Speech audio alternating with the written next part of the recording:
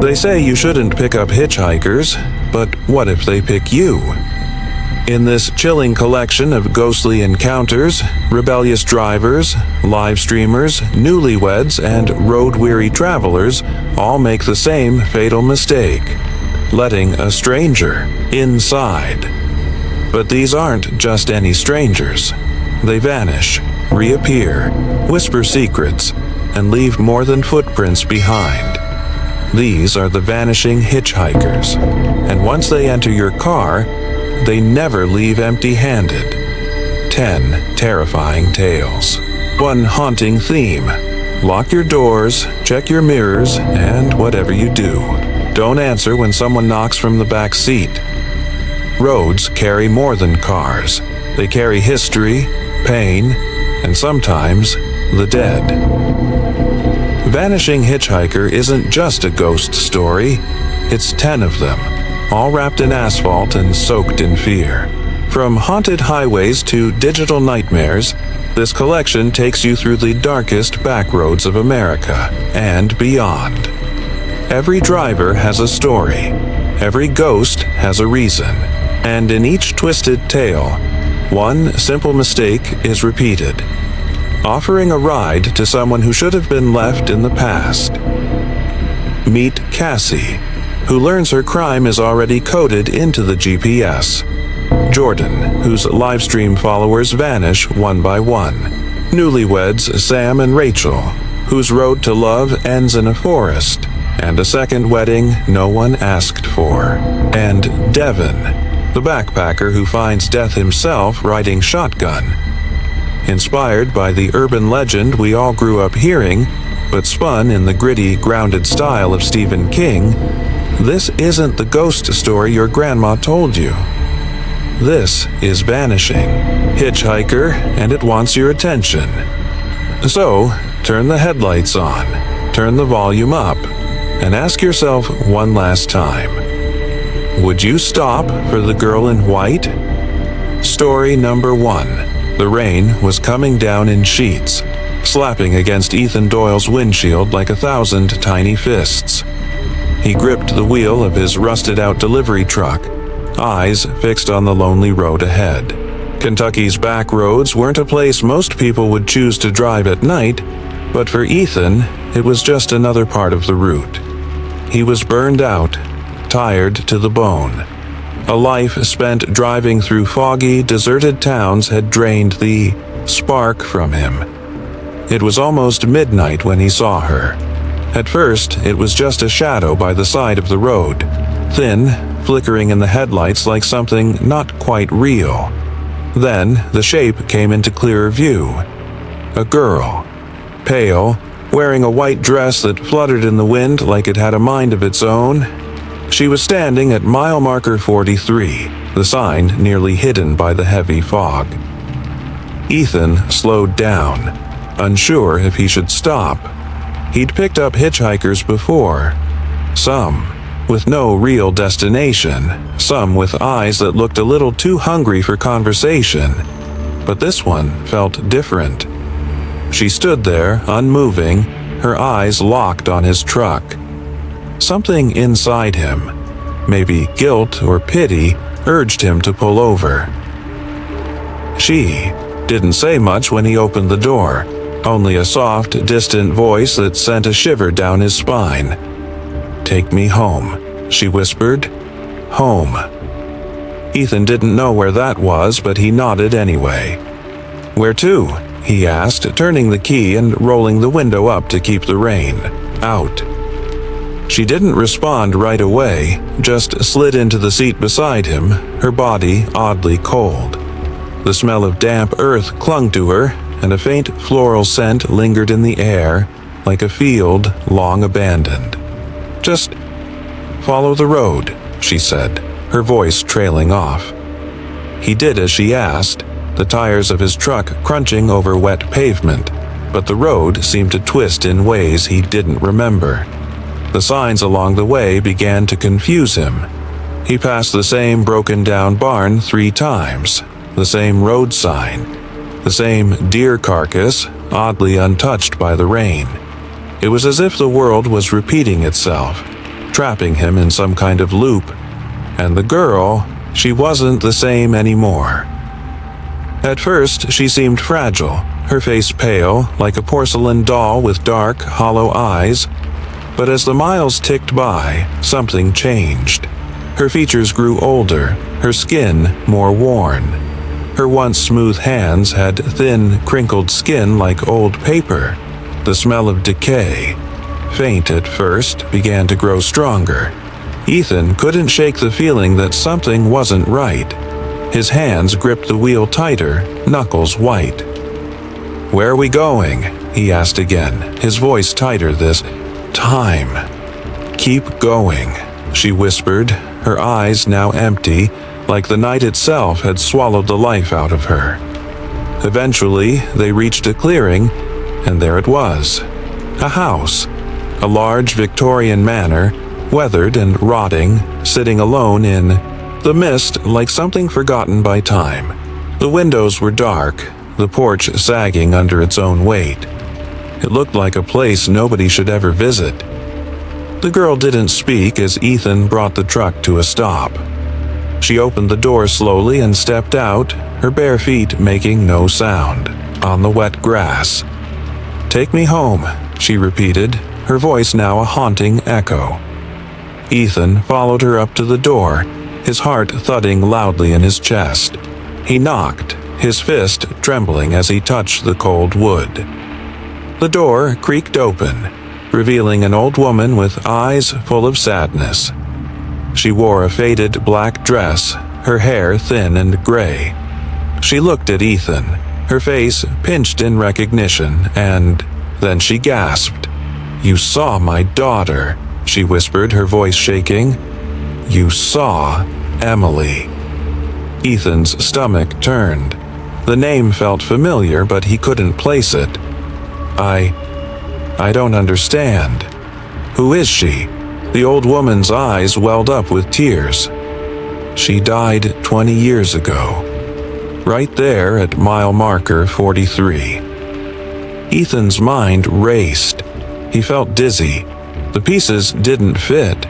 He'd been on this road so many times, but this was different. Everything about this night, about the girl, felt like it was pulling him into a memory that had been buried too deep for too long. The woman stepped back, allowing him into the house. It smelled of old wood and dust. The air was thick with the weight of things long forgotten. She led him to a dusty table, where a framed photograph lay. Ethan's eyes went wide when he saw it. There, in the picture, was the girl, Emily. She was a child, smiling with innocence. And beside her, standing tall and awkward, was Ethan, a young version of himself, about 10 years old. He didn't remember the moment, but there he was, standing beside Emily like they were friends, or something more. The room seemed to spin. He sat down heavily in a chair, his mind flooding with fractured images. A car, a scream, the feeling of his hand gripping the wheel, a flash of light in his rearview mirror, and then nothing. His breath caught in his throat. The accident, the memory he had buried. I didn't mean to. Ethan's voice cracked. The woman nodded slowly, her face unreadable. "No, you didn't. But it happened. She died that night, Ethan. And you were there." The world went cold and Ethan stood up, his hands shaking. I need to go. I need to fix this." Old woman didn't stop him. She simply watched him go, her eyes sad but resigned. Ethan drove back to mile marker 43. The road was eerily quiet now, the fog thicker than ever. He stopped at the place where the accident had happened. The same stretch of road, the same dark trees. The cross by the roadside, the one with Emily's name on it, stood like a silent witness to the past. He pulled over, got out of the truck, and stood there in the rain. His heart was pounding, but he knew what he had to do. He reached into the truck and pulled out a small bouquet of wildflowers. He placed them gently at the base of the cross, then whispered, "I'm sorry. I never meant for this to happen." As he turned to leave, a movement caught his eye. Through the fog, there she was, the girl, Emily. She was standing by the cross, her face no longer pale and haunted, but serene. She smiled, a soft, knowing smile, and then, just as quickly, she was gone, vanishing into the mist, as if she had never been there at all. Ethan stood frozen for a moment, the weight of his guilt lifting just slightly. His past, once a burden he couldn't bear to face, had finally been confronted. As he walked back to his truck, he glanced at the cross once more. Emily's name was still there, and under it, his own name had been carved. He smiled faintly to himself, feeling the closure he had been searching for all these years. The girl at mile marker 43 had finally led him home. Story number 2.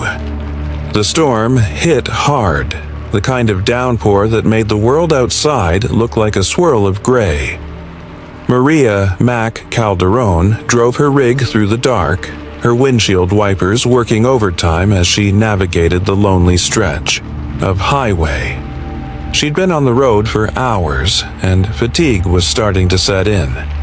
The dispatch radio crackled in the background, but the voice of Rick, the dispatcher, didn't do much to keep her alert.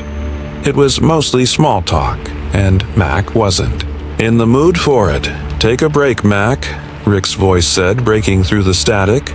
"You've been at it too long." Mac shook her head, trying to clear the fog. She knew he meant well, but breaks only made the miles feel longer. Still, her eyes darted around, searching for a place to stop. That's when she saw it. Rest. Stop 94. A faded sign in the rain. She pulled into the parking lot, the headlights cutting through the heavy mist. The rest area was abandoned. The only sounds, the rumble of the storm and the distant roll of thunder. Mac parked her truck under the small shelter, figuring she could stretch her legs for a bit and get back on the road. But when she stepped out, something caught her eye. By the vending machines, there was a girl. Young, maybe in her 20s, wearing a hooded jacket, sitting on the ground with her back against the machine. She was crying. Mac hesitated, then walked over. "Hey, you okay?" The girl looked up, wiping her eyes with the back of her hand. I'm sorry," she said, her voice shaking. I don't know what to do." Mac's gut twisted. The girl looked lost, stranded. "What happened?" she asked, her tone softer now. "I was on a road trip with my boyfriend," the girl said, her voice barely above a whisper. "We stopped here, and he left me. I don't know why. I was supposed to wait for him, but he never came back. Can you help me? I just need to get to the next exit. Please." Mac glanced around the rest stop. There wasn't a soul in sight. Something about the girl felt off, but Mac couldn't ignore the pleading look in her eyes. "All right," Mac said. "I'll take you. It's not safe to be out here alone." The girl nodded quickly, standing up. Thank you so much." As they drove, the night outside felt even darker, the rain falling in sheets that made the road slippery. The girl, Tina, she had introduced herself, didn't say much at first. But Mac noticed something strange. Tina's gaze never seemed to leave her, like she was studying her every move. After a few miles, Tina broke the silence. "You're Maria Calderon, aren't you?" Mac glanced at her, surprised. "Yeah, but how?" "You're the trucker from Albuquerque," Tina continued, her voice oddly calm. "The one who was involved in the crash 10 years ago. The one who left." Mac's heart skipped. She couldn't help but grip the wheel tighter. "What are you talking about?" she asked, her voice hardening. "You left them," Tina said, her voice lowering. "You were the last one to see them alive." Mac's stomach twisted. She had buried that night so deep, locked away in a part of her brain she rarely visited. She hadn't even told Rick about it. He never asked. But now Tina was bringing it all back. The robbery, the screams, the feeling of cold panic that had made her flee the scene in her truck, leaving the victims behind. She had been too scared to help. She had driven away. "No," Mac whispered, shaking her head. "I didn't." "You did," Tina said, her voice growing quieter, more certain. "You left me behind too. I was there." The road seemed to stretch on forever. Each mile that passed felt wrong. The gas stations they passed were boarded up, the signs faded and crooked. There was no sign of life anywhere. It was as if the world was falling apart around them. And then, in the rearview mirror, Mac saw it, a black sedan, its headlights on, following them at a distance. It wasn't there before. "Tina," Mac said, her voice trembling. "Do you see that?" Tina didn't answer. She just stared ahead, her face pale and drawn. "They're with us," she said softly. "They're always with us." Mac's heart raced. The sedan wasn't just following them, it was watching them. The headlights glowed like eyes in the dark. "I don't understand," Mac said, the weight of dread pressing on her chest. "Who are they?" Tina finally turned to look at her, her eyes dark, almost empty. "You know who they are. The others.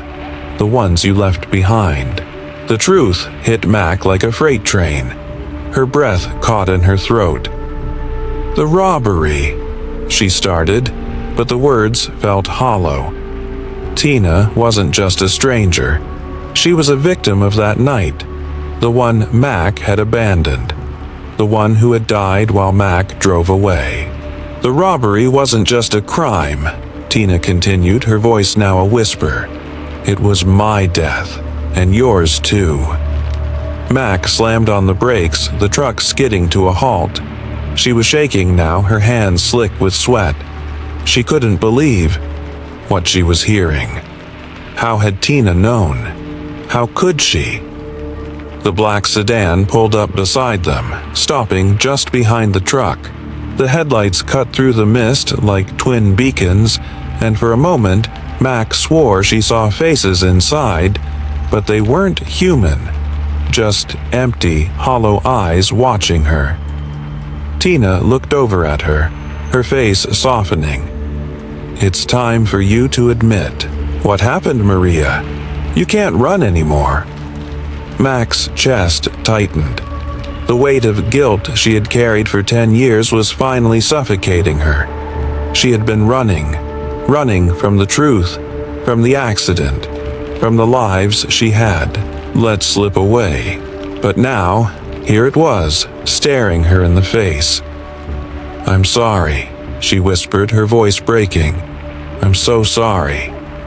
Tina smiled, a sad, peaceful smile. "I know, that's all I needed to hear." And then, like a breath of wind, she was gone, vanished into the mist, her presence leaving nothing but silence. But the sedan stayed. The headlights still burned brightly, casting long shadows across the rain-soaked pavement. Mac sat there, unable to move, her eyes locked on the car. The faces inside, the other victims, were still there, watching her. And they weren't going anywhere. Mac knew she couldn't escape them.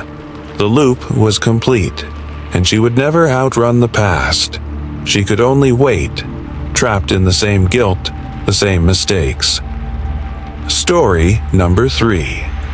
The Halloween party had been loud, full of laughter and plenty of bad costumes. Nina Patel had only gone because her friends dragged her there. She wasn't much for the whole dressing up thing, but her friends insisted. Besides, she was still trying to shake off the last few weeks of midterms and papers. The alcohol helped, but it wasn't enough to make her forget the heavy fog of guilt that had been hanging over her for a year. It was nearly 3 a.m. when Nina decided to leave.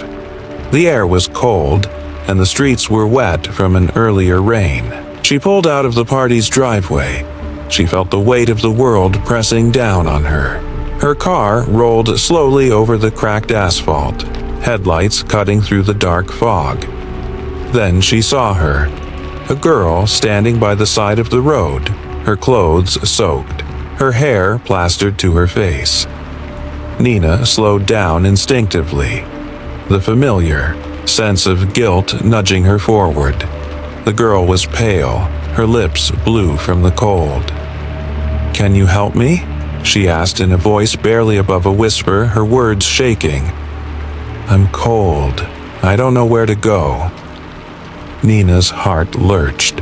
There was something about the girl, something about her quiet desperation that made Nina's skin crawl. "Of course," Nina said, her voice more comforting than she felt. "Get in." The girl didn't say anything more as she climbed into the passenger seat. She shivered so violently that Nina could feel the cold emanating from her like a breeze. She glanced over at her, but the girl kept her eyes down, staring at the floorboard. The silence was thick, heavy. They drove in silence for a while. The fog seemed to get denser the farther they went. Nina tried to make conversation, but the girl didn't respond. Instead, she just sat there, her arms wrapped tightly around herself, her teeth chattering. Nina glanced over at her again. "Where are you headed?" she asked, trying to keep the conversation light. But the girl didn't answer. She just stared out the window. Nina frowned, focusing back on the road. They were almost out of town, heading toward the old farmhouse that had always been there, standing alone on the edge of a long, winding road. The headlights illuminated the old, creaky barn in the distance. It wasn't much of a place, but Nina figured it was as good a stop as any. "I can drop you here," Nina said, pulling up to the old farmhouse. "You can get inside, warm up." The girl didn't say anything. She just opened the door and stepped out, her feet sinking into the damp ground as she walked toward the house. Nina watched her go, an uneasy feeling creeping up her spine. Before she could drive away, Nina noticed something strange. Her back seat was soaked. There was a large, wet patch covering the seat where the girl had been sitting. It didn't make sense. The girl hadn't been that wet when she'd gotten in. Had the rain gotten worse? Nina frowned, grabbing a tissue from the glove compartment to wipe the wet spot. But when she looked back to the farmhouse, the girl was gone. Confused, Nina drove away, but the feeling of unease lingered in her chest. The cold from the back seat seemed to follow her, and the memory of the girl's silent, empty stare clung to her like fog. The next morning, Nina couldn't shake the feeling. She had tried to forget about the girl, tried to ignore the cold spot in the back of her car, but something kept pulling at her, something she couldn't explain. That night, she couldn't sleep. Her mind wouldn't stop racing. She kept thinking about the farmhouse, about the girl, about the wet seat, and that's when it hit her. Something she had buried deep down inside her, something she had tried to forget. A year ago, Nina had been the one behind the wheel. She had been drunk, far too drunk to drive, but she'd still gotten into her car and sped down that same road. She hadn't seen the girl. No, she didn't see anyone. The crash happened so fast, just a flash of movement in the headlights, and when Nina had looked back, there had been no sign of the girl. No blood, no broken body. Nothing. But she hadn't stopped. She hadn't even called the cops. She had just kept driving, too scared to face what she had done. It was easier to forget. It was easier to pretend nothing happened. But now, Nina couldn't ignore it anymore. The guilt gnawed at her, growing with each passing minute. She knew she had to go back. She had to face it. Nina drove back to the farmhouse the next evening, heart pounding in her chest. The air was thick with fog again, just like it had been the night before. She pulled up in front of the house, her headlights slicing through the mist. The house looked just as old, just as empty, as it had the year before. She stepped out of the car and walked toward the front door, her steps hesitant. The door creaked when she pushed it open, the air inside stale, as if it hadn't been touched in years. The floorboards creaked beneath her feet as she stepped inside. It was then that she saw the picture on the wall. It was an old photograph, faded and yellowed with age, but she recognized the girl immediately. The same pale face, the same dark hair. She was smiling in the photo, but her eyes were distant, hollow. Nina's throat tightened. She turned to leave, but the door slammed, shut behind her. The lights flickered, and the house seemed to close in on her. "You left me," a voice whispered from the darkness. Nina spun around, her heart thudding in her chest. The girl stood there, no longer cold or silent.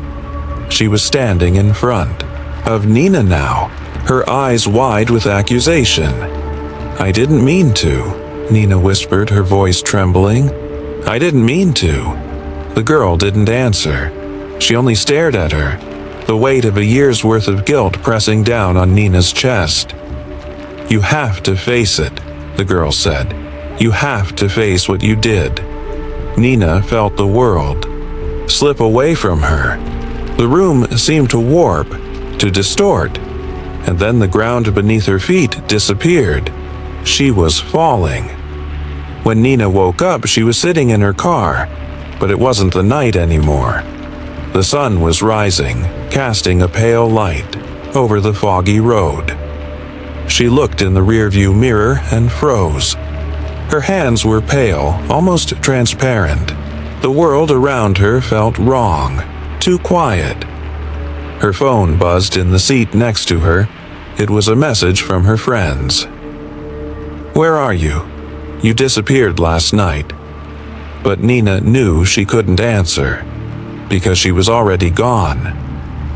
In the reflection of the rearview mirror, she saw it.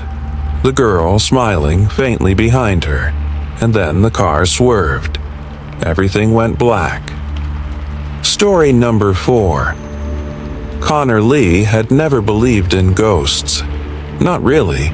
Sure, he'd seen the spooky pictures on the internet, heard the eerie whispers of late-night callers, but to him, it was all just stories. Good radio, that's all it was.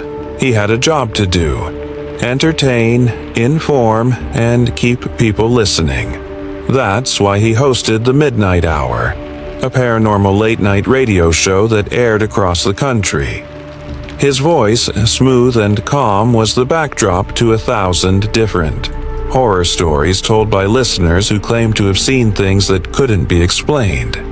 Connor's charm was in his skepticism. He never took anything too seriously. It was just a gig, after all. But that night was different. The show had been going as usual, callers lining up to tell their tales. Then, right before the clock struck midnight, the phone lines buzzed. Connor's producer, Janine, looked at him with a raised eyebrow. She was used to his banter with the callers, but this call felt different. Something in the air seemed charged. "All right, we've got a new one," Janine said, pressing the button. "You're on, caller. What's your name?" There was a long pause. The voice that came through was soft, distant, almost scared. "Connor?" the voice asked, trembling. "Yeah, that's me." "What's up?" Connor said, leaning forward in his chair. "I need help," the voice replied. "I'm lost. I'm on Highway 6. Can you help me? I don't know where I am."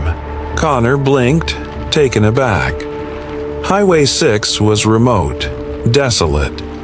He knew the road well, an isolated stretch of asphalt winding through dense woods and empty farmland. No gas stations for miles, no towns. It was the kind of place where you could get lost and never be found. He looked at Janine, who was already frowning at the call. "Are you sure you're on Highway 6? He asked, trying to sound calm. "Yes," the voice said, sounding more desperate now. "Please, Connor, I need someone to find me. I can't."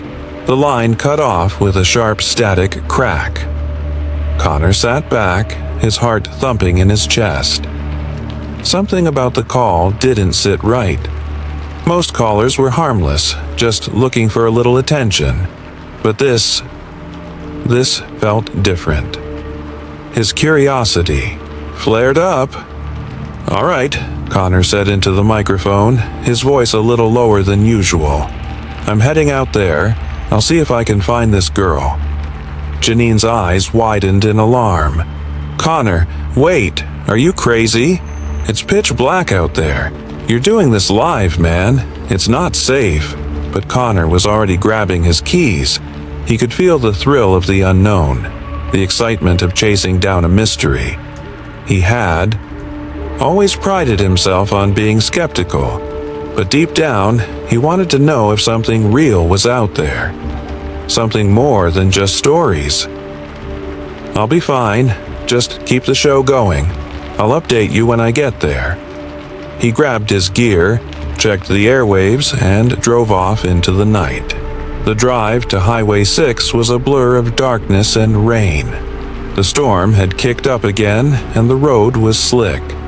Connor kept his eyes on the road, but his mind was racing. The radio was still live, broadcasting to the listeners who had no idea what was happening. The show's format was flexible, but he knew Janine would be trying to keep everything together back at the studio. He drove for what felt like an eternity. The roads were empty, just a ribbon of asphalt through trees and fields. No cars, no lights, just the sound of rain against the windshield and his own voice crackling through the radio, updating his listeners with every mile he passed. Finally, he saw her, standing by the side of the road, drenched in the rain, a figure so still it could have been a statue. Her face was hidden under the hood of her coat, but there was something about her posture that made his chest tighten. He pulled over. As he stepped out, the sound of the rain swallowed everything else. The world felt muffled, as if even time itself had slowed down. The girl stepped forward, her face still hidden, but he could feel her eyes on him. Deep, unsettling. "You made it," she whispered. He nodded, his breath coming in short bursts. "You okay? Let's get you out of here. This place is dangerous at night." The girl didn't answer. She just climbed into the car and shut the door behind her. As soon as she did, the power cut out. The headlights, the radio, everything went dark. The car was eerily silent except for the sound of the rain drumming on the roof. Connor's heart hammered in his chest, but he kept driving. "You're not the first," the girl said, her voice soft, almost playful. Connor glanced at her. "What do you mean?" "The others," she said, her voice trailing off. "The drivers. Who picked me up? The ones who didn't listen to the stories." "Stories? What stories?" The girl didn't respond immediately. Instead, she began to tell him, her voice low and steady, like she was reciting something she had said 1,000 times before. "There were others, like you," she said. "They all found me on this road. The ones who didn't listen. They never made it back. Some got lost. Some disappeared. But I always find them, no matter how long it takes. I keep them with me. Connor felt the hair on the back of his neck stand up. Her words weren't comforting. They were like an omen, a warning. He glanced at her again, but her face was still hidden in shadow. "And you're not the first," she continued, "but you might be the last." Suddenly, the headlights blinked back on. The radio crackled to life with static. Then a voice came through, a voice that sounded like it had been waiting for this moment. "Connor?" the voice said, slow and deliberate. "You're one of the legends now. The next host will talk about you too." Connor's blood ran cold. His grip on the steering wheel tightened, but there was nothing he could do. The car seemed to glide forward, the road stretching out in front of them, endless. It was as if time itself had stopped, and the only thing that mattered now was this strange, fractured girl in the passenger seat, telling him her twisted version of the truth. "Who are you?" Connor asked, his voice barely more than a whisper. "I'm an echo," the girl replied, her eyes finally meeting his. Her face was pale, her eyes hollow. "A ghost, fractured across dimensions. I collect the curious, the ones who want to know the truth, but can't handle it." The road stretched on. The headlights illuminated empty fields. The car kept driving, faster now, but it was as though they were stuck in time, forever repeating, forever lost. When Connor woke up, he was back at the station. The room was dark, save for the flickering light of the equipment. The phone lines were silent. The air felt thick, as if something was waiting. He tried to move, but his body wouldn't obey. His hands were frozen to the desk, the microphone still in front of him. And then the phone rang again. Janine's voice came through the speaker. "Connor? What happened out there? Where are you?" Connor didn't answer. He didn't need to. He already knew. The next voice was different. Another host, another night. But the story was the same. The voice was his own. A warning to those who came after, and that voice would never stop. It would echo forever on Highway 6. Story number 5. Deshaun always liked driving at night. The streets were quieter, and there was something about the solitude that gave him peace, even though his rideshare car had seen better days. His customers, usually drunk or tired, didn't bother him much. They were just people trying to get from one place to another, the same as him.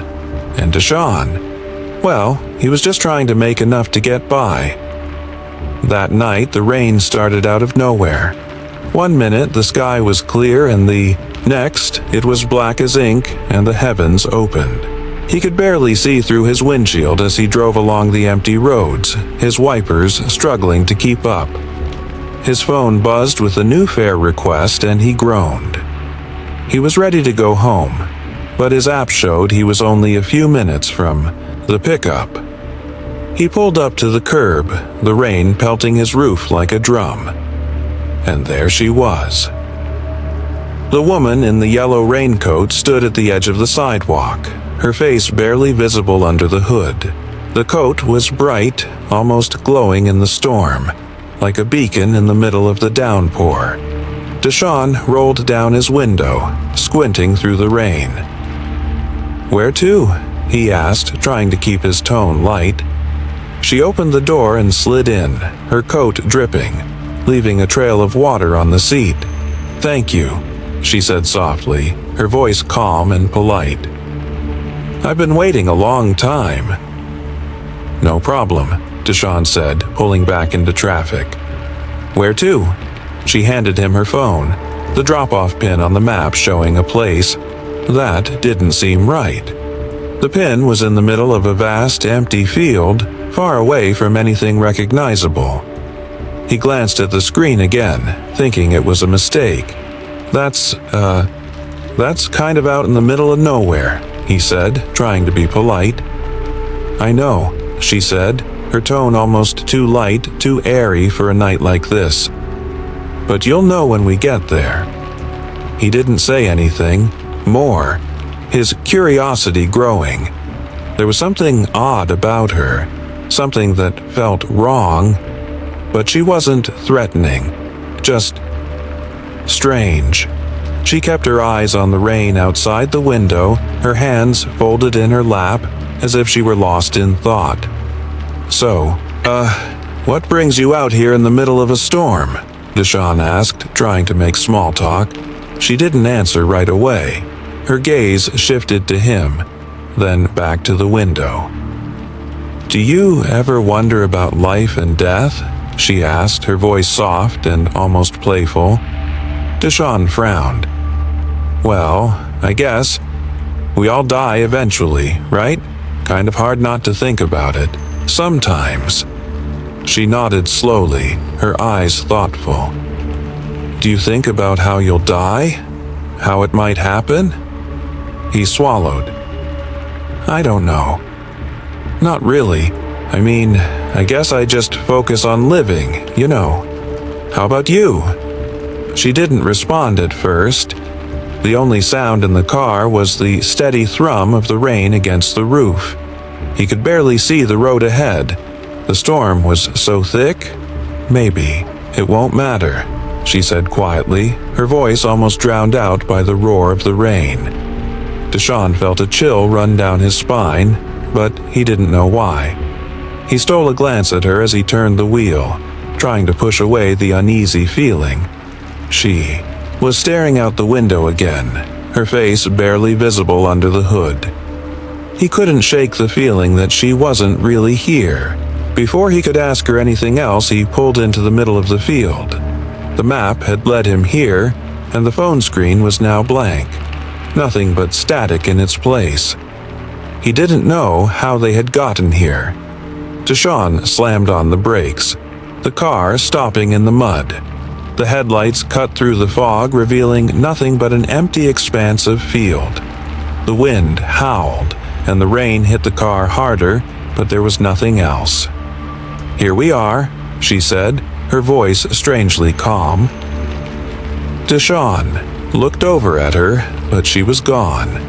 The passenger seat was empty. There was no sign of her, no trace. Just the damp seat where she had been sitting and the faint smell of wet raincoat that lingered in the air.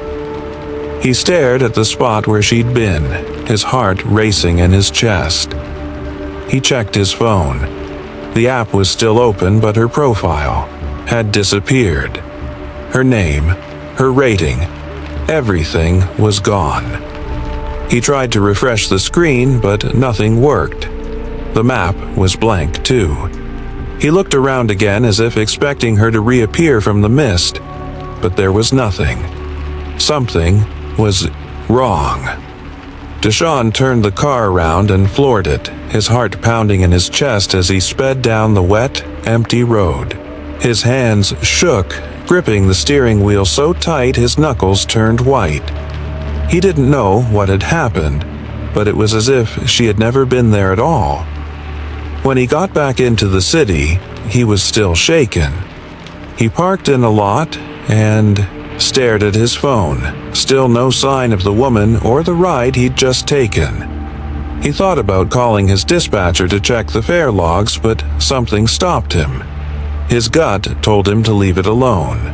The next day, he saw something that made his blood run cold. He had been browsing the news when he came across an article about a flood from the 70s, a forgotten tragedy in a nearby town.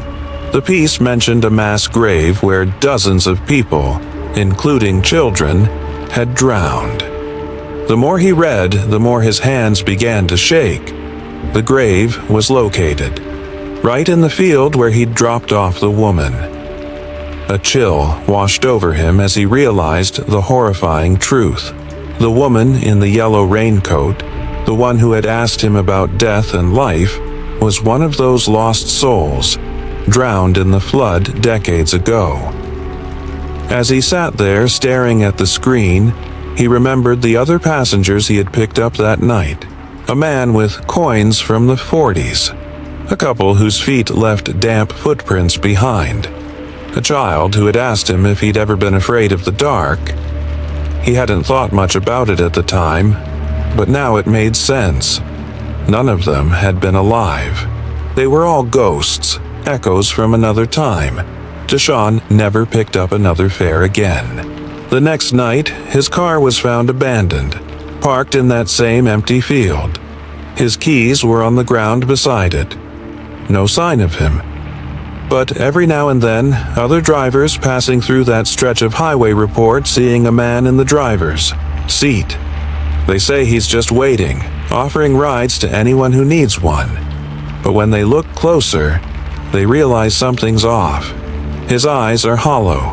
His hands grip the wheel too tightly, and they can never quite remember his face. Just a man in a yellow raincoat, always waiting.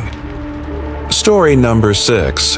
The rain had been relentless, pouring down like it was trying to drown the world. Lena and Marco had just crossed the state line, heading toward their weekend getaway in the small town of Bellston. They were tired, and Marco was beginning to get frustrated with the slow pace of the trip. The narrow country road stretched out before them, the headlights barely cutting through the thick mist that hung low over the fields. "This is ridiculous," Marco muttered, gripping the steering wheel. "We should have been there an hour ago." Lena didn't answer. She was looking out the passenger side window, watching the rain streak down the glass. Her mind wasn't on the road ahead, but on the strange sense of unease that had settled over her. She couldn't shake the feeling that something was wrong. Something about the trip, something about the town, something in the air. Suddenly, as they rounded a bend in the road, Lena saw her, a little girl, standing alone by the side of the road barefoot, her small frame shivering in the cold. Her clothes were soaked through, her face pale and haunting in the dim light. Lena's heart lurched. There was something terribly wrong about the scene. No one in their right mind would let a child wander out here in the rain at night. Marco didn't seem to notice, too focused on the road. But Lena couldn't just leave her there. "Marco, stop," she said, her voice tight with concern. "What?" He glanced at her, then followed her gaze. "Oh, hell, what is she doing out here?" Without waiting for an answer, Lena pushed open the door, the cold air hitting her like a slap. Marco sighed but pulled the car to a stop. Lena stepped out into the rain, her boots sinking into the wet ground as she approached the girl. The little one didn't move, her eyes downcast, almost as if she didn't see Lena at all. "Hey," Lena said softly, crouching down beside her. "Are you okay? Where's your family?" The girl's voice was barely a whisper, so soft Lena could hardly hear her. "I'm lost," the girl said. Her words seemed to tremble in the air, barely hanging on. Lena knelt down, her heart pounding in her chest. "Where do you live? We can take you home." The girl looked up at her then, her eyes wide, but there was something wrong in them. Something ancient and hollow. 7 miles, she whispered, pointing down the road. "Just 7 miles." Lena shivered. Something about the way the girl spoke didn't feel right, but Marco was already getting out of the car. "We'll take her," he said, his voice calm but impatient. "It's just a kid, Lena. We're not leaving her out here." Lena hesitated, but Marco had already opened the back door, and the girl climbed in without a word. They drove off, the car's engine humming softly through the night, but it didn't seem to help. The weight of the silence hung heavy in the air, as if something had been shut out, as if they were moving through an invisible barrier. The world seemed to change the closer they got to the girl's home. The rain wasn't as loud anymore. The usual sounds of the world, the hum of traffic, the occasional chirp of a bird, were gone. It was as if sound itself was fading, as if the air was thicker, more still. "Did you hear that?" Lena asked, glancing over at Marco, her voice low. Marco frowned. "What do you mean? It's just the rain." Lena shook her head. No, it wasn't just the rain. The world was too quiet now. She couldn't hear the wind anymore, or the rustling of the trees. There was nothing. Not even the sound of their own voices seemed to carry properly. It felt wrong.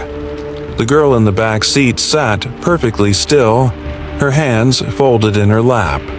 She hadn't made a sound since they picked her up.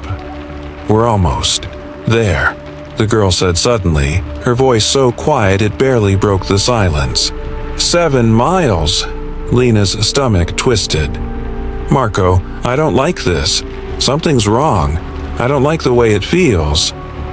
Marco didn't answer. He just kept driving, his focus on the road ahead. But Lena could see the unease in his eyes too, even though he wouldn't admit it. They drove for what felt like forever, the needle on the gas gauge dipping dangerously low, the emptiness of the road stretching out endlessly. It was a place where even the stars had seemed to hide, and every mile felt like they were sinking deeper into something dark. Finally, after what felt like an eternity, they reached the spot. There was no house, no lights, no sign of life, just a long, empty stretch of field. The girl pointed again. "Here," she whispered. Marco stopped the car. The headlights illuminated the field, but the dark seemed to swallow the light. There was nothing here, just a vast emptiness stretching out in all directions. Lena's heart raced. "This is it?" she asked, a sense of dread rising in her throat. The girl didn't answer. She simply stared ahead, her small figure unmoving. It was as if she didn't care that they had no idea what was happening. She was waiting for something they hadn't yet understood. "Get out," the girl whispered. Marco's hands trembled on the wheel, but he didn't argue. Slowly, he got out of the car. Lena followed him, her mind racing, her pulse pounding in her ears. "What is this?" Lena whispered, more to herself than to Marco. The girl climbed out of the back seat and stood in the field. "The silence lives here," she said, her voice faint but growing clearer. "The silence of the lost." Suddenly, the world fell utterly quiet. Lena turned around, her breath catching in her throat. Marco's lips were moving, but there was no sound. She looked down at herself. Nothing. Not even the rain was making a sound anymore. It was then that the truth hit her. The girl, the child, wasn't lost. She was a gatekeeper, a remnant of a terrible ancient ritual. The silence, the stillness, the void that surrounded them. It was all part of a punishment. A penance for something the girl had been forced to do. Lena stepped forward, drawn to her. "Who are you?" she whispered. The girl's eyes met hers, dark and knowing. "I was sacrificed," she said. "I keep the silence here until someone remembers my name." Lena's heart skipped a beat. "Your name?" The girl nodded. "Say it. Speak my name, and the silence will end." Lena hesitated. She wanted to turn away, to run, but the girl's eyes held her captive. The name was on the tip of her tongue, like a forbidden word that should never be spoken. And then, despite the terror crawling up her spine, Lena whispered, "Emily." The air around them shifted, and the silence shattered. It wasn't just the world that went quiet, it was everything. The earth seemed to stop, the night frozen in place like they had entered another realm altogether, one where sound and time didn't exist. Marco's mouth moved, but she couldn't hear him. He looked at her with wide, terrified eyes, his face pale. But there was no sound. Lena reached out, but there was nothing. No air, no life. Emily smiled, her face empty and sad. "You've broken it now," she whispered. And in the silence, Lena could hear the weight of eternity in her voice. And that was when Lena understood. The girl wasn't evil. She wasn't a monster. She was a keeper, and now Lena and Marco would be part of the silence, trapped forever in a world where even their screams would never be heard. The last thing Lena saw was the field stretching out before them, empty and endless. She tried to scream, but her voice, like everything else, had died. Forever. Story number 7. Sam and Rachel were driving in the late afternoon, the golden light of the setting sun spilling across the highway as they made their way to their honeymoon cabin. They'd been married just a day ago, their heads still spinning from the whirlwind of the wedding. The car hummed steadily along the winding rural road, the trees on either side forming a tunnel of green. They were excited, laughing, and looking forward to the peaceful private retreat that awaited them. The road was empty, save for a few birds darting through the air. But then, suddenly, there she was, a woman in a white wedding dress standing in the middle of the road. Her back was to them, her head bent as if she was waiting for something. The long train of her dress dragged along the asphalt like the tail of a ghost. Sam slammed on the brakes, his heart skipping a beat. "Jesus!" he shouted, barely missing the woman. Rachel's breath caught in her throat. She looked out the window, eyes wide with shock. What the hell is she doing out here? The woman turned slowly, her pale face hidden beneath the veil, her features obscured by the lace. She took a few hesitant steps toward the car. Sam rolled down the window, a mix of concern and confusion on his face. "Are you okay?" he called out. "What are you doing out here?" The woman's voice was soft, almost too soft, as if she hadn't spoken in years. "I'm trying to get to my wedding," she said, her hands trembling at her sides. "I'm supposed to be married, but I'm lost. Can you help me?" Rachel exchanged a glance with Sam, unease creeping up her spine. The woman's voice was faint, distant, and there was something wrong with the way she stood. Too still, like a doll left in the sun for too long. Sam's instinct was to help. He'd always been the one to stop for a stranger, always the one to offer a hand. Rachel hesitated, feeling the strange pull of caution tightening in her chest. "Sam, I don't know about this. She looks off." But Sam was already opening the door. "It's just a girl in distress, Rachel. Let's get her out of the road." The woman climbed into the back seat without saying another word, her white dress shimmering in the dimming light. She didn't seem to care that she was soaked with rain from earlier in the day, or that her veil was soiled with what looked like dark stains. Red stains. Rachel shifted uneasily in her seat. She tried to ignore the feeling in her gut, but it only grew stronger as the woman sat there, silent. Sam, on the other hand, seemed completely unaware of the tension. He kept glancing at the rearview mirror, his eyes on the woman in the back seat, and for the first time, Rachel noticed how pale his face had become. They didn't speak for a while. the car rumbling down the road as the sun dipped below the horizon. The quiet was thick, almost suffocating. Finally, the woman in the back seat spoke again. Her voice was strained as if she had to force the words out. "I'm supposed to meet him, my fiancé. He's waiting for me." Her eyes were wide, the whites of her eyes too stark against the darkness of her pupils. Rachel couldn't help herself. "Your fiancé?" she asked, trying to sound casual. "Where are you supposed to meet him?" The woman didn't answer right away. She stared out the window, her fingers twisting nervously at the edges of her veil. "At the church," she said quietly. "I was supposed to be married today, but I'm lost." Sam, still looking at the rearview mirror, gave a little smile. "We can get you there. Don't worry, it's not far." But Rachel felt something growing inside her, an overwhelming sense of wrongness. "Sam, stop the car," she said, her voice firm. "I don't think we should be doing this." Sam didn't seem to hear her.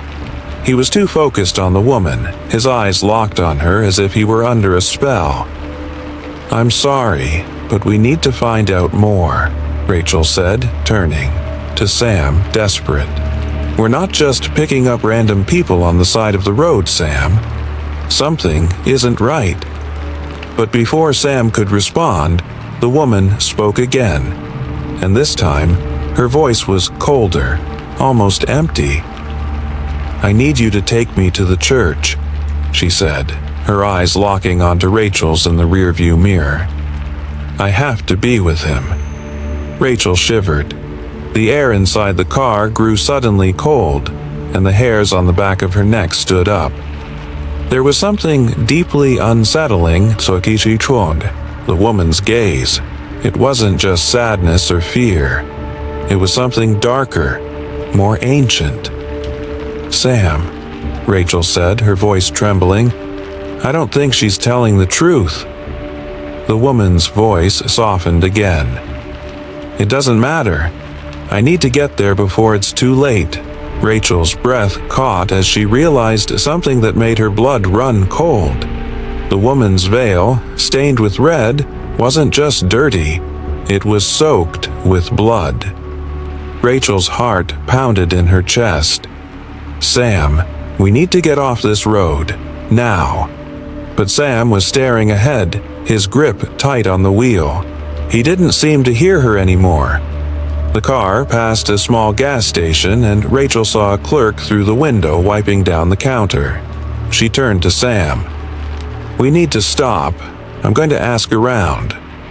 Reluctantly, Sam pulled into the station, and Rachel jumped out of the car before he could protest.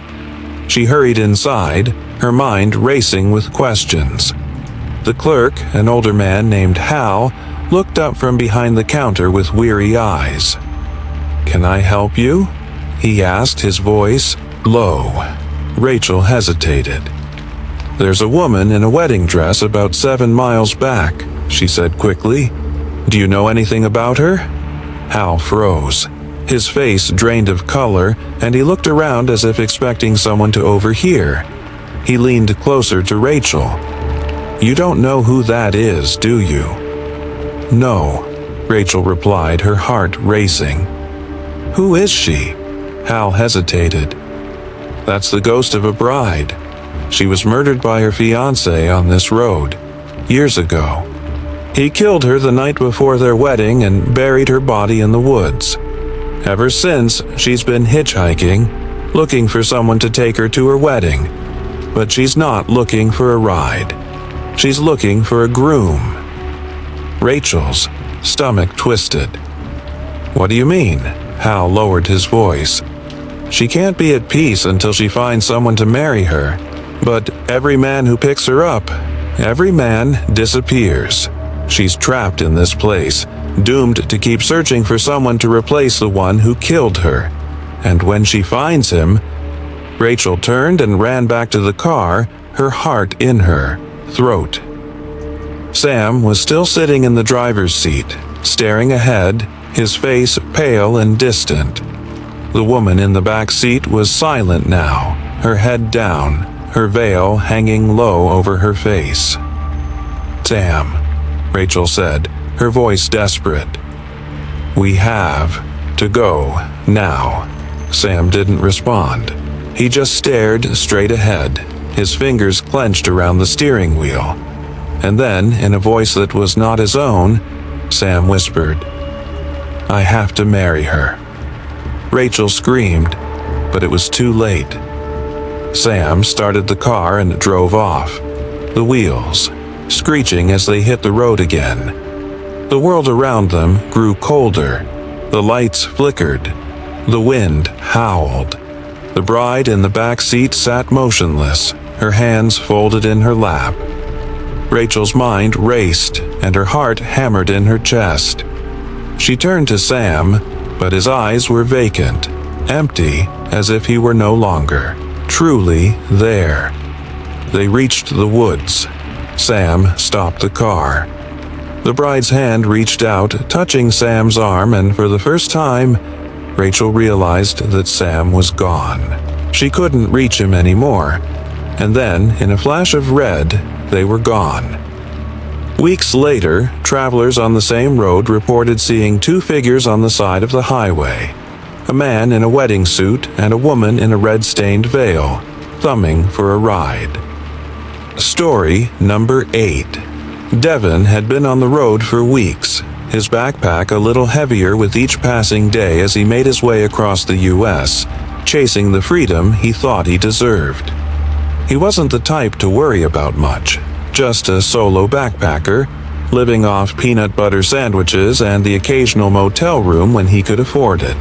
The world was open to him, and he was invincible. Or at least that's what he told himself. It was late afternoon when he passed the mile marker for milepost 77, a stretch of highway that seemed to stretch on forever. A lonely, desolate road, winding through the mountains. The sun was dipping low, casting long shadows on the pavement. Devin had driven this road before, but something about today felt different. Maybe it was the feeling of being too far from the nearest town, or the way the air had a stillness to it, as if even the wind was afraid to speak. He hadn't seen another car for miles when he saw him, an old man standing by the side of the road, dressed in black funeral clothes. His face was pale, the skin thin and drawn like old parchment. He was holding a black cane, the tip tapping the asphalt in a slow, methodical rhythm. Devin's instincts told him to keep driving. This stretch of road was known for accidents, and picking up strangers in such an isolated place seemed like a bad idea. But the old man raised a hand, and without thinking, Devin slowed the car. "Need a ride?" Devin asked, his voice sounding far too loud in the quiet of the highway. The old man smiled, though his eyes were empty like there was nothing behind them. "I'm just headed to a grave," the man said, his voice soft and gravelly. "Don't know whose, though. It's been so long." Devin hesitated. The man's words hung in the air, strange and unsettling, but his face seemed harmless enough. The kind of face you'd see on someone's grandfather. A little too thin, a little too weathered, but harmless, right? "Where to?" Devin asked, already knowing the answer. "Just drive. I'll tell you where to stop," the old man said, and the tone of his voice left no room for argument. Something about the man's calm demeanor made Devin decide to go along with it. Maybe it was the isolation of the road, the boredom of being alone. Or maybe it was something darker, a nagging sense that this ride would be different from the others. The old man settled into the passenger seat, the smell of dust and old leather filling the car. As they drove, the man began to speak, his voice a low murmur that seemed to merge with the hum of the engine. "This road," he began, "has seen more than its share of sorrow. Devin glanced at him, a little uneasy, but kept his eyes on the road. "People think these highways are just roads," the old man continued, his eyes fixed on something far away. "But roads are more than just asphalt and concrete. Roads carry memories. And this stretch right here, it's been witness to a lot of death, a lot of accidents, hitchhikers mostly." Devin didn't know how to respond. He was an adventurer, a traveler. Death wasn't something he thought about much. It seemed far away, not something that could touch him. Not out here, in the middle of nowhere. The old man chuckled, but it wasn't a happy sound. It was hollow, like it came from the depths of a tomb. You see, hitchhikers are always looking for something. A ride, sure, but more than that, they're looking for a way out. You know how many died out here? Just to get somewhere, anywhere, other than where they were? Devin's grip tightened on the steering wheel. He didn't like where this conversation was going. "I don't really believe in ghosts," Devin said, trying to change the subject, trying to brush off the unsettling feeling creeping up his spine. "I'm more of a rational guy." The old man didn't reply right away. He simply stared out the window, his gaze distant. "Well," he finally said, his voice quiet, "this road doesn't care about belief. It doesn't care what you think." Devin shook his head, trying to laugh it off.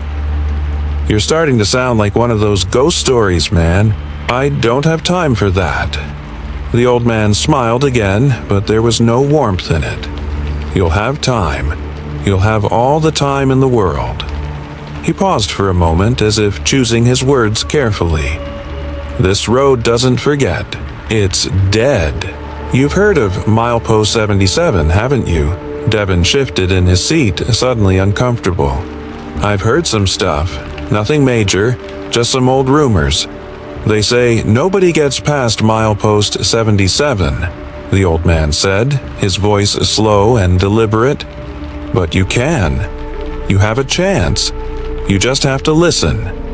Devin looked over at him, his heart beginning to race. "What are you talking about?" "Listen," the old man repeated. "Listen closely. The dead can't help you. But I can." His hand reached out, resting on the door frame. "You've seen the signs. I know you've felt it. You're headed for it just like the others. You'll make the same mistake and the road will take you, just like it's taken the others." Devin's breath hitched in his chest. "What do you mean? I'm not going anywhere." The old man's eyes locked onto his with an intensity that made Devin's stomach churn. "You're going to crash, Devin, just like the others. Your fate's already sealed."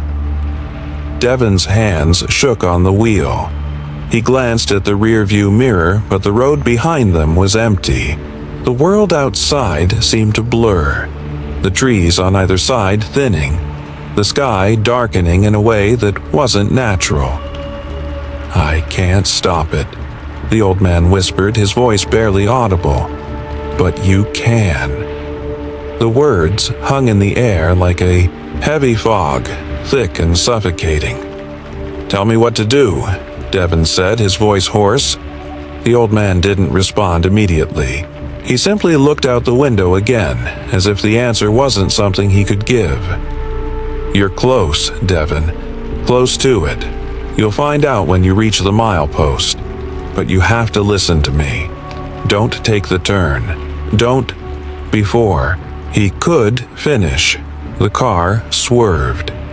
The headlights caught the milepost, looming ahead like a dark sentinel. Milepost 77. Devin's hands jerked at the wheel, but it was too late. The car spun out of control, the tires screeching on the wet road as the world twisted into a blur of soundless chaos. A deafening silence filled the car as everything went black. The next morning, the police found the car wreckage, twisted and mangled. but there was no sign of Devon. No body, no trace. Just the wreckage and the lingering feeling of something lost. And that night, at the exact same milepost, the old man in black was seen again, standing at the side of the road, waiting, his cane tapping on the pavement, slow and steady, just like before. Story number 9. Jordan had always been obsessed with his views. Not just the kind of views that came from driving around and talking to random strangers, but the kind that came from his phone screen. The kind that lit up every time he went live. He'd made a name for himself on social media, posting late-night driving streams where he'd take his viewers on spontaneous road trips. The fans loved it. They ate it up. The weirdest places, the weirder people, and Jordan's sarcastic commentary, he was untouchable, unstoppable. He checked his phone, smiling at the numbers climbing as he set up for another night of streaming. "All right, let's get this road trip started," he said, flipping the camera to show himself in the driver's seat. He drove through sleepy towns and winding roads, chatting with his growing audience, answering questions, making jokes, always chasing that next viral moment. His viewers weren't just fans, they were part of his journey. The more people watching, the better he felt. Tonight, the rain was coming down hard, slicking the road in sheets of water that reflected the dim headlights. Jordan didn't mind. The weather always made things more interesting. As he approached the edge of town, he saw her, a girl, standing alone by the side of the road. She looked young, maybe 16 or 17, her hair damp and tangled from the rain. She was wearing a hoodie, her face hidden in the shadows, but Jordan could make out her outline clearly in the headlights. All right, Jordan muttered to himself, speeding up a bit. His eyes flicked to his screen. He was live after all, and the chat was going wild. "Pick her up, do it for the views. She's cute, man." The comments were rolling in, faster than he could read. Jordan grinned. "Guess I'm gonna pick her up," he said, nodding to the camera and swung the car to the side of the road, slowing to a stop. "Hey, need a ride?" Jordan asked, leaning across the passenger seat as the girl stepped closer. The girl didn't say anything at first. She just climbed into the car, her movements slow, deliberate. Jordan didn't think much of it. He'd picked up hitchhikers before. Hell, it was good for views, especially with the storm brewing in the background. "Where are you headed?" he asked, glancing over at her. She didn't answer. Jordan frowned, the silence odd. "Okay, not a talker, I get it. Well, I'm headed north. Got a couple of hours left on the road if you want to come along." He looked at the phone screen. Again, his followers were lighting up. "Is she real? Do you see her? Look in the mirror, Jordan." He laughed, thinking it was just another prank. "You guys are getting wild tonight," he said. "It's just a hitchhiker, nothing to freak out over." The girl didn't move, didn't speak, just stared out the window, her face hidden behind wet hair. Jordan thought it was a bit creepy but shrugged it off. He wasn't about to waste the content. All right, we got a shy one," he said, trying to keep his energy up. He glanced back at the chat. Everyone was losing their minds. What's up with her? She's not real. Then, something odd happened. The comments slowed, almost like the stream was glitching. "Look in the mirror, Jordan. She's behind you, man." Jordan's stomach dropped.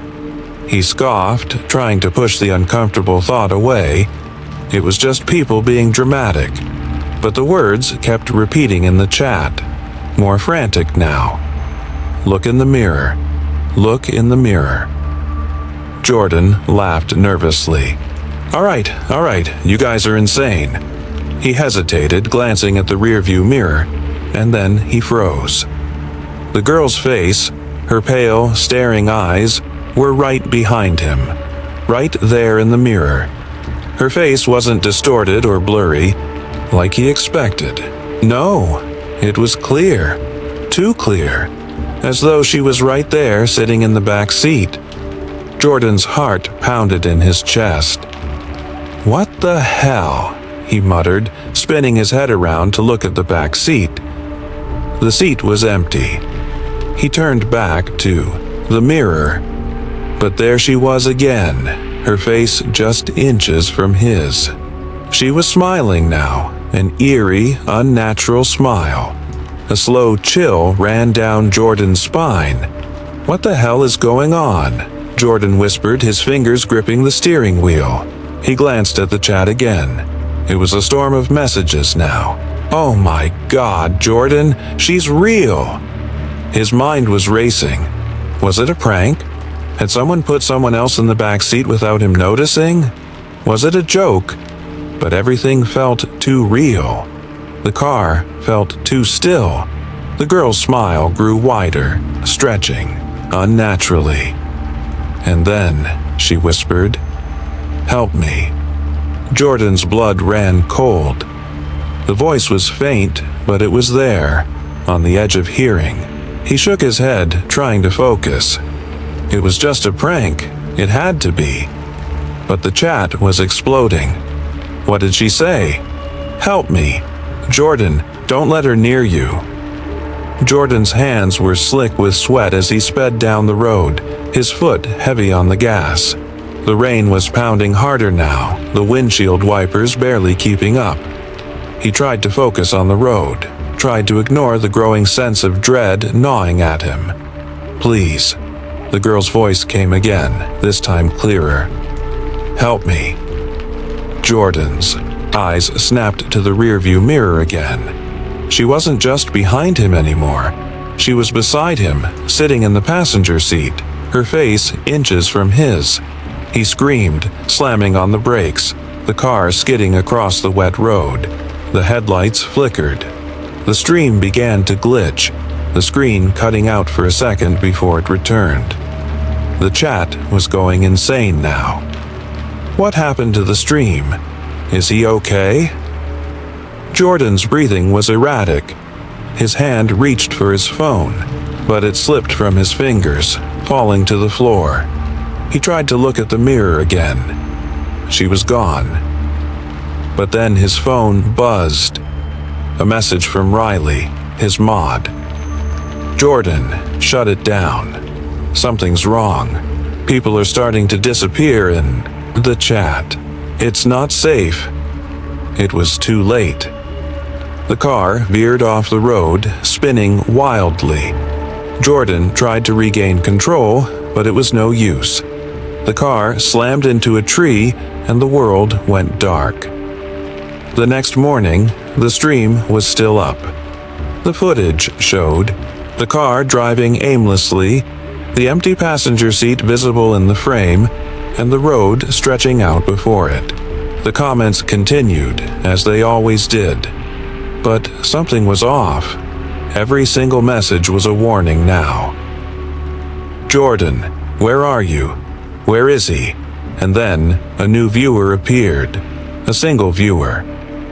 Watching. And the car, still driving endlessly, kept rolling on until the stream cut to black.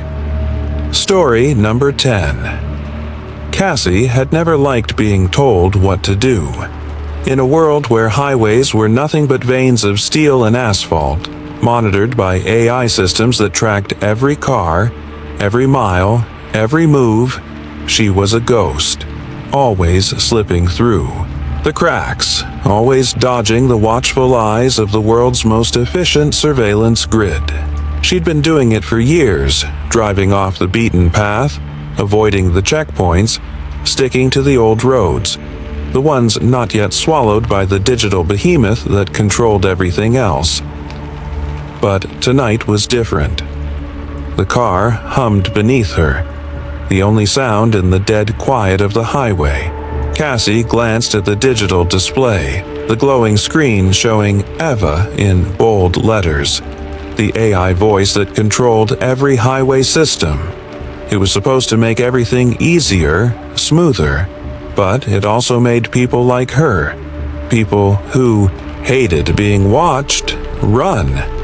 "Cassie, route deviation detected," Eva said in her usual monotone, like it was reading the weather report. Proceeding with rerouting. Cassie ignored the voice and pressed the pedal harder. The dark stretch of the road ahead called to her, and she wasn't about to slow down for anyone or anything. But then, out of nowhere, the rearview mirror caught a glimpse of something strange. A young woman sitting in the back seat, her face pale, her clothes soaked as if she'd been caught in a rainstorm. She wasn't there a second ago. Cassie was sure of it. The girl's eyes locked onto Cassie's. In the mirror, and the air in the car suddenly felt cold, even though the windows were rolled up. Cassie's hand tightened on the wheel. "Who the hell are you?" The girl didn't answer right away. She just stared, her lips moving slightly as if she was trying to form words. Then, in a soft, almost serene voice, she whispered, "Every driver must pay the toll." Cassie froze, her eyes flicking back to the road, then to the rearview mirror again. The girl's figure hadn't moved, but there was something about her presence, something unsettling. "What are you talking about?" The girl smiled, small, almost kind, but the smile didn't reach her eyes. "I am the toll keeper, and now you must pay." Cassie's heart pounded. "Get the hell out of my car," she snapped, trying to keep her voice steady, but panic was creeping in. "I didn't stop for you. I didn't even pull over." The girl's smile widened, and that was when Cassie realized the girl wasn't just sitting there. She was inside the car. But how? Cassie hadn't even slowed down. The girl leaned closer, her voice low, barely audible. "You cannot outrun it. No one does." Cassie's grip on the wheel tightened as her foot hit the gas, pushing the car faster, harder. The night seemed to close in around her, the road stretching endlessly ahead. But something wasn't right. She looked back at the mirror again, and the girl was still there, still watching, still waiting. Cassie swerved the wheel, trying to shake off the strange feeling settling over her. But every road, every turn she took, brought her back to the same spot, the same stretch of road where she'd first seen the girl. "How?" "Eva," Cassie said, her voice rising in frustration. "Reroute me. I'm not playing your game." The AI's voice crackled, then returned. "Rerouting not available. The route is locked." The girl in the back seat didn't move, but her eyes never left Cassie. "You cannot escape me, Cassie. Not until you pay the toll." Cassie's pulse raced as she looked at the digital map on the screen. Every road led her back to where she had picked up the girl over and over again, like she was trapped in a loop. Cassie slammed her fist on the dashboard. "I'm not playing along. I'm not stopping for you. You hear me?" The girl's voice was calm, unbothered. "It's not about stopping.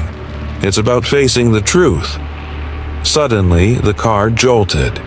The AI's voice, usually so clear, began to distort. "Cassie, toll, not escape, toll."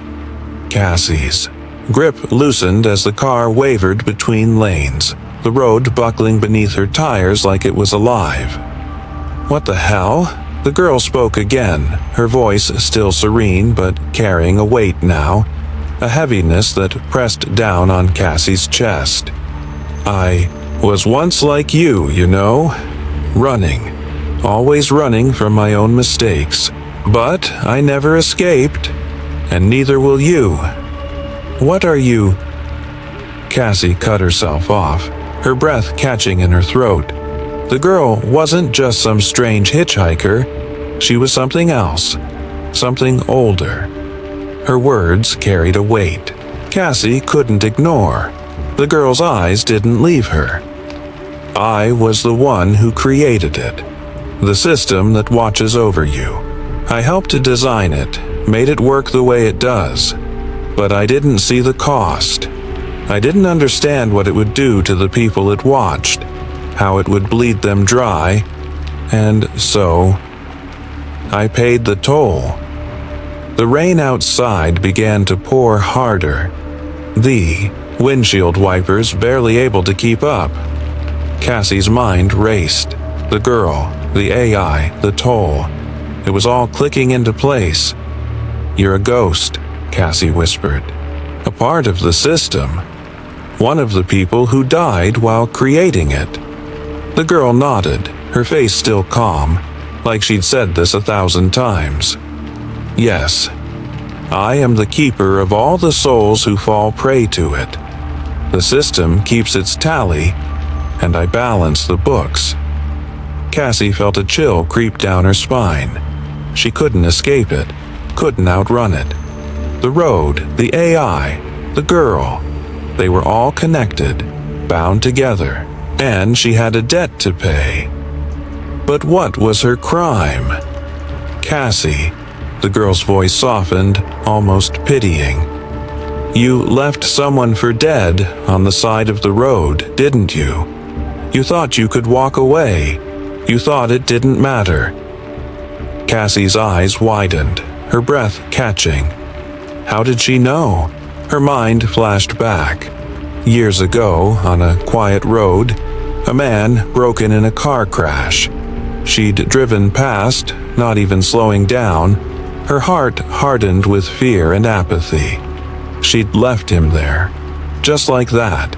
And now, all of it had come back. Cassie's hands shook on the wheel. No, I didn't." "You did," the girl said simply. "And now you must pay." The car shuddered, and Cassie's heart slammed in her chest. The road ahead seemed to warp, the lines twisting into chaotic spirals. The lights flickered, the engine sputtering. And then, in a flash of blinding light, Cassie's scream was drowned out by the sound of nothingness. Days passed, and the car was found. Abandoned. The doors were wide open, but there was no sign of Cassie. Just the empty vehicle, still idling as if it had never stopped. The roads stretched on, empty as always. But people who passed by said they saw the car again, driving endlessly, the seat beside the driver's always empty. And when the AI system malfunctioned for the first time in years, the last thing anyone heard before it shut down was a distorted, glitchy voice whispering, "Toll paid." Loved this journey into the haunted side of the highway? Like, share, and subscribe for more original horror stories every week. Tell us in the comments. Which hitchhiker gave you chills? Hit the bell icon so you never miss a scare, and don't keep this ride to yourself. Share it with someone who loves the thrill of the unknown.